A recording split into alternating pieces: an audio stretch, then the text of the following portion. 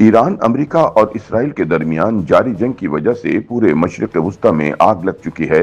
एक जानिब अमेरिका और इसराइल अपनी कामयाबियों के दावे कर रहे हैं, तो दूसरी जानिब ईरान भी भरपूर जवाबी कार्रवाइयां करते हुए खित्ते में मौजूद अमरीकी इत्तेहादियों के लिए मुश्किलात पैदा करता दिखाई दे रहा है। मशरिक वस्ता में बढ़ती हुई इस कशीदगी के दौरान सियासी हलकों, दिफाई तजियाकारों और अवाम के दरमियान सबसे ज्यादा जिस सवाल पर बहस हो रही है वो ये है कि ईरान के बाद अगली बारी किसकी होगी। इस तनाजुर में ये कयास आराइयां जोर पकड़ रही हैं कि अगर ईरान को कमजोर किया गया तो खित्ते में अगला हदफ कौन होगा।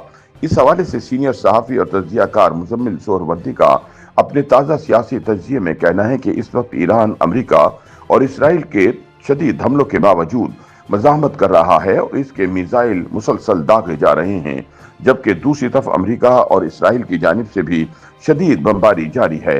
अभी तक जंग बंदी का कोई वाज़ेह इम्कान नजर नहीं आता।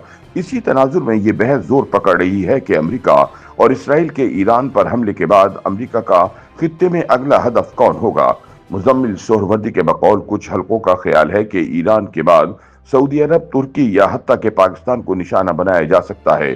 ताहम दिफाई माहिरीन इस राय को ज्यादातर कयास आराई करार देते हैं। खासतौर पर पाकिस्तान के हवाले से कहा जा रहा है कि चूंकि पाकिस्तान एक एटमी ताकत है और इसका दिफा मजबूत है, इसलिए ये थ्योरी कि ईरान के बाद पाकिस्तान की बारी है गलत है। इसराइल को इल्म है कि पाकिस्तान दिफाई तौर पर बहुत मजबूत है। मुजम्मिल सोहरवर्दी का मजीद कहना है कि भारत इसराइल से बड़ा मुल्क है, दिफाई तौर पर भी ज्यादा मजबूत है। जब भारत पाकिस्तान से नहीं लड़ सकता तो इसराइल क्या लड़ेगा, इसलिए पाकिस्तान के खिलाफ किसी बराह रास्त जारियत का इम्कान कम है। तुर्की के बारे में भी यही दलील दी जाती है कि वो न सिर्फ एक मजबूत फौजी ताकत है बल्कि नेटो का रुकन भी है। इस वजह से तुर्की पर हमला नेटो के तमाम रुकन ममालिक के खिलाफ हमला तस्वुर होगा, जो किसी बड़े आलमी तसादुम को जन्म दे सकता है।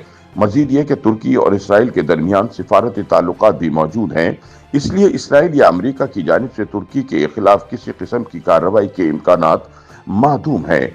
मुजम्मिल सोहरवर्दी के मुताबिक ईरान और इसराइल के दरमियान कशीदगी कोई नई बात नहीं। कई दिहाइयों से ईरान खित्ते में अपने इत्तेहादी ग्रोहों के जरिए इसराइल के खिलाफ महाजराई करता रहा है, जबकि अमेरिका और इसराइल इक्तिसादी पाबंदियों और सियासी दबाव के जरिए ईरान को महदूद करने की कोशिश करते रहे हैं। ताहम अब ये कशीदगी एक खुली जंग की शक्ल इख्तियार कर चुकी है। इस जंग के नतीजे में अक्सर तजियाकार अमेरिका या इसराइल की मुमकिन फतह की बात करते हैं, लेकिन हकीकत यह है कि ईरान, अमेरिका और इसराइल की जंग अभी खत्म नहीं हुई। अमेरिका और इसराइल वहशियाना बमबारी, जबकि ईरान काबिल कदर मज़ाहमत कर रहा है। अभी सीज फायर का कोई माहौल नजर नहीं आ रहा।